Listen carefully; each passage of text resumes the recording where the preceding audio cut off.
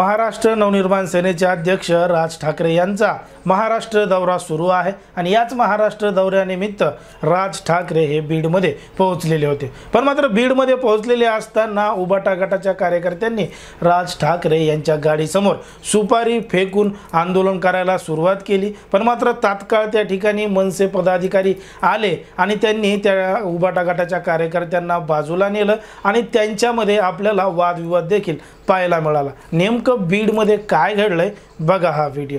आरक्षणाला लढू हा प्रकार चुकीचा आहे। मराठा आरक्षणाचा आणि ह्या वरेकरचा अर्थार्थी कसलाही संबंध हा गुटखा चोर महाराष्ट्र आता आणि मराठा आरक्षणाचा अर्थार्थी संबंध नाही। या ठिकाणी मराठा आरक्षक एक देखील नव्हता।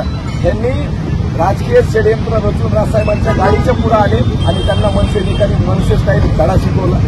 मनसेचेच गमजे घालून त्यांचे काही पदाधिकारी आले। त्यांनी उबाटा गटाचे गमजे वगैरे घातले नव्हते, आमच्या पक्षाचे घातले म्हणून काही पदाधिकाऱ्यांचं दुर्लक्ष झालं आणि ते हे ठिकाणापर्यंत पोहोचू शकले।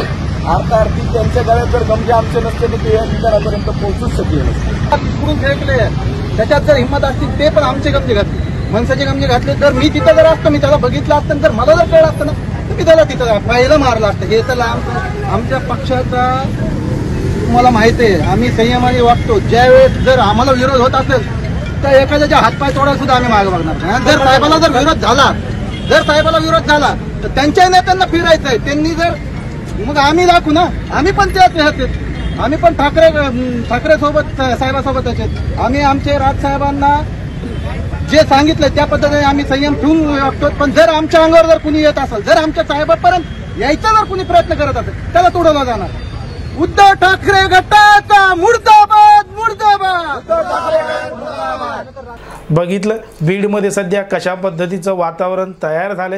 महाराष्ट्र नवनिर्माण सेनेचे कार्यकर्ते आणि उबाटा गटाचे कार्यकर्ते हे आमने सामने बघायला मिळाले। उबाटा गटाच्या कार्यकर्त्यांनी महाराष्ट्र नवनिर्माण सेनेचे अध्यक्ष राज ठाकरे यांच्या गाडीसमोर सुपारी फेकून आंदोलन करायला सुरुवात केलं, तर त्याला प्रत्युत्तर म्हणून मनसे कार्यकर्त्यांनी देखील उत्तर दिलं। या ठिकाणी काही काळ आपल्याला अशा पद्धतीची परिस्थिती पाहायला मिळाली।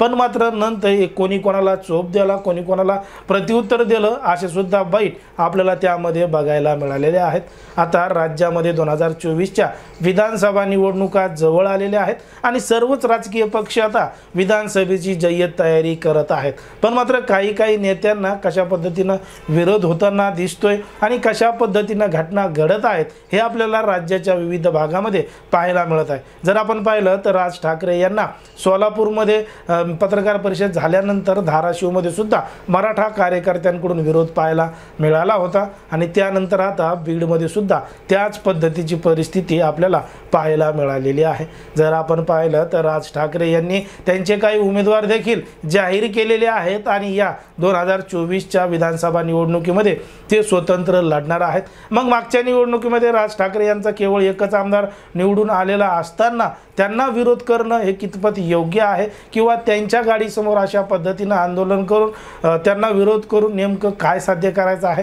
या संपूर्ण प्रकरणाबाबत तुम्हाला काय वाटतं हे अगदी स्पष्टपणे कमेंटमध्ये सांगा। आणि अशाच पद्धतीचे नवनवीन व्हिडिओ पाहण्यासाठी आपल्या चॅनलला लगेच सबस्क्राईब करून घ्या।